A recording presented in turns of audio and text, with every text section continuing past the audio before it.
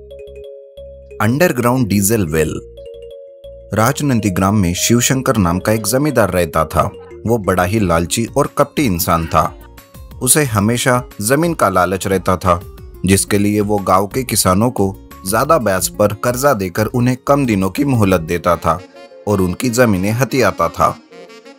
उसी गांव में गणपत नाम का भी एक किसान रहता था, जिसकी जमीन काफी बंजर थी, लेकिन गणपत उसे उपजाऊ करने की कोशिश करता रहता था, जिसके लिए उसे कर्जे की जरूरत थी।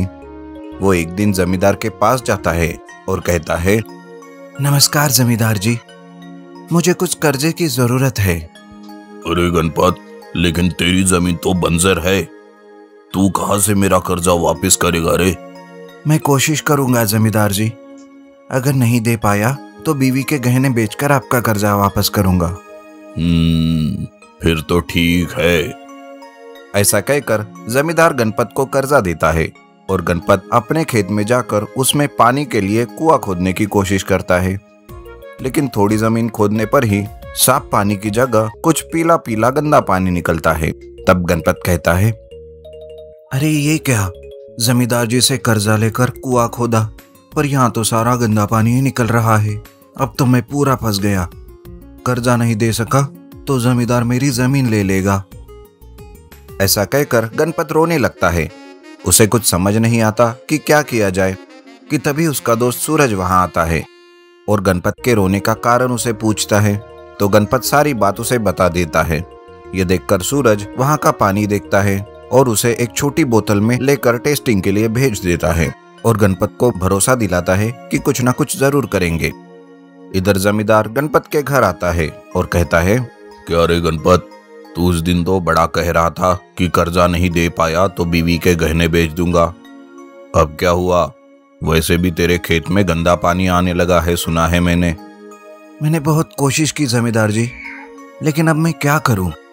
ये सुनकर जमींदार गणपत के खेत में जाकर देखता है तो उसे पता चलता है कि वहां कोई आम पानी नहीं मिला, बल्कि वो डीजल है। ये देखकर जमींदार की आंखों में चमक आती है और वो सोचता है, अरे बाप रे, ये तो गणपत की लॉटरी निकल पड़ी। बेवकूफ को पता ही नहीं कि उसके खेत में डीजल मिला है। मुझे कैसे भी करके इसके खेत को हथियाना पड़ेगा। ऐसा सोचकर जमींदार अपना ही कोई प्लान करने लगता है। इधर गणपत अपने बीवी के गहने बेचकर जमींदार का कर्जा वापस करने आता है। तब जमींदार कहता है, अरे गणपत, तू वैसे भी उस बंजर जमीन का क्या करेगा? एक काम कर, मैं तुझे और कर्जा देता हूँ, तू मुझे अपनी जमीन बेच दे। गणपत ये सुनकर थोड़ा चौंक जाता है, लेकिन जमीन बेचने के लिए मना करता है। ये सुनकर जमींदार चुपके से उसके खेत में जाकर अंडरग्राउंड में कुआं खोदता है और डीजल निकालकर उसे शहर बेचने लगता है। कुछ दिनों में ही उसका दोस्त एक खबर लेकर आता है कि वो कोई गंदा पानी नहीं बल्कि डीजल है और उसके खेत में डीजल निकालने के लिए उसे 50% रुपया भी मिलेगा। सरकारी लोग जब खुदाई करने के लिए आते हैं तो चालाकी से जमींदार उसी जगह पर एक साफ पानी का टैंकर रखता है, जिस वजह से उसके कुएं से डीजल की जगह पानी निकलता है। यह देखकर सरकारी लोग वापस चले जाते हैं। सूरज को कुछ गड़बड़ लगती है और वो उसी खेत में रुकता है। देखते ही देखते रात हो जाती है और अचानक से खेत से थोड़ी दूरी पर कुछ ट्रक आकर खड़े रहते हैं और उस पर डीजल टैंकर लिखा हुआ होता है। ये देखकर सूरज सोचता है, अच्छा, तो ये बात है। दूसरे दिन ही सूरज गणपत को लेकर शहर जाता है और सारी बात सरकारी लोगों को बताता है। सरकारी लोग जमींदार के सारे कारनामों का पता लगाकर उसके अंडरग्राउंड डीजल कुएं का पता लगाते हैं और उस पर कार्रवाई करते हैं और अपने तरीके से अंडरग्राउंड डीजल कुएं से डीजल निकालने लगते हैं। और कुछ ही दिनों में गणपत खूब पैसे कमाकर अच्छे से जिंदगी बिताने लगता है। Underground money giant trap. एक गांव में धीरज और नीरज नाम के दो भाई रहते थे। उनके पिताजी उनके नाम पर बहुत धन दौलत छोड़ कर गए थे। दोनों भाई बड़े ही मिलजुल कर रहते थे, लेकिन धीरज का मन बड़ा ही कठोर था। वो कभी किसी गरीब की मदद नहीं करता था। लेकिन नीरज दिल का बहुत दयालु था। उसके मन में हमेशा गरीबों के लिए दया रहती थी। एक दिन नीरज घर के बाहर एक गरीब आदमी को भीख में कुछ पैसे दे रहा था। तभी धीरज उसे देखकर कहता है, अरे नीरज, क्या तुम पागल हो गए हो क्या? ऐसे कब तक गरीबों में रुपए बांटते रहोगे? एक दिन तुम्हारा सारा रुपया ले लेंगे ये भिखारी। लेकिन ऐसे किसी गरीब की मदद करके मुझे बहुत अच्छा लगता है भैया। मेरा तो फर्ज था तुम्हें समझाना। आगे तुम्हारी मर्जी। सुधारना है तो सुधरो, वरना डुबाते रहो अपनी सारी जायदाद। ऐसे ही धीरज अपने भाई को समझाते रहता है, लेकिन नीरज कभी गरीबों को मदद करने से नहीं चूकता।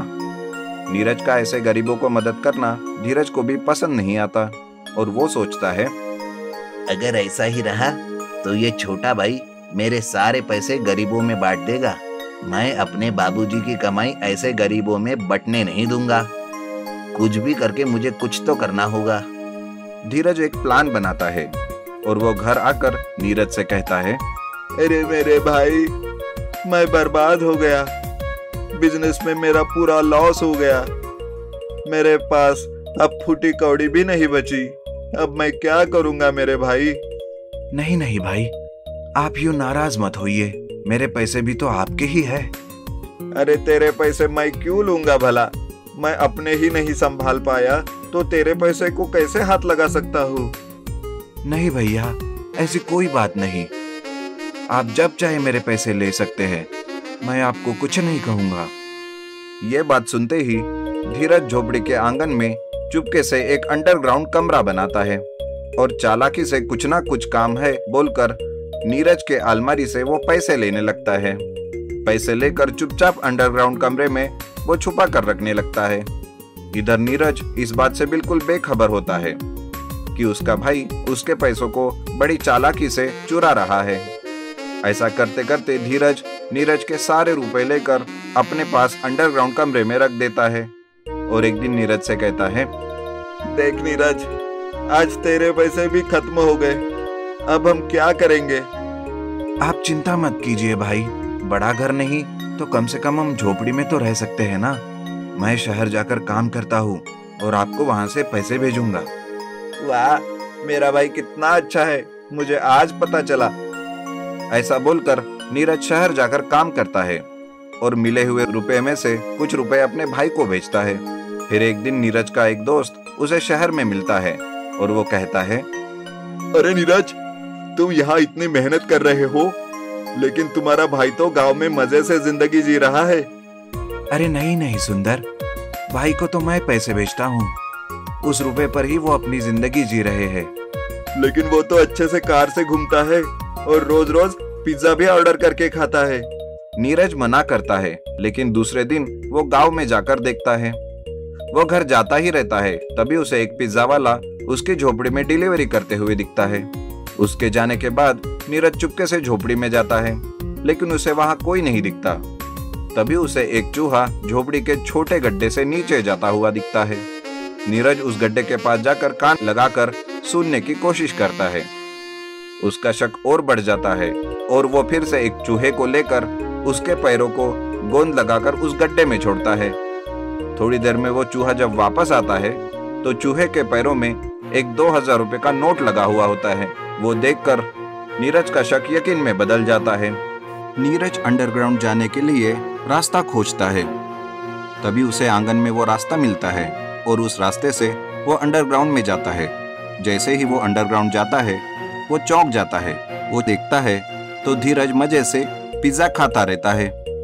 वो वापस ऊपर आ जाता है और झोपड़ी के अंदर धीरज का इंतजार करता रहता है। कुछ देर के बाद धीरज आता है और कहता है, अरे नीरज, तुम कब आए? मुझे तो पता ही नहीं। आप कहाँ गए थे भाई? अरे भाई, गया था कुछ भीख मांगने। 2 दिनों से कुछ खाया नहीं है ना।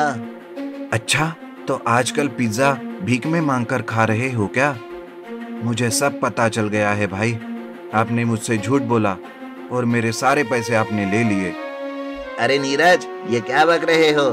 इसका क्या सबूत है तुम्हारे पास? कुछ भी बके जा रहे हो। चले जाओ यहाँ से। नीरज वहां से चला जाता है, लेकिन दूसरे दिन वो गांव के सरपंच को लेकर झोपड़ी में आता है और सबको अंडरग्राउंड कमरे में जाकर दिखाता है। ये देखते ही धीरज शर्म से गर्दन नीचे झुकाता है। वो बहुत शर्मिंदा होता है और भाई के सारे पैसों को लौटा देता है।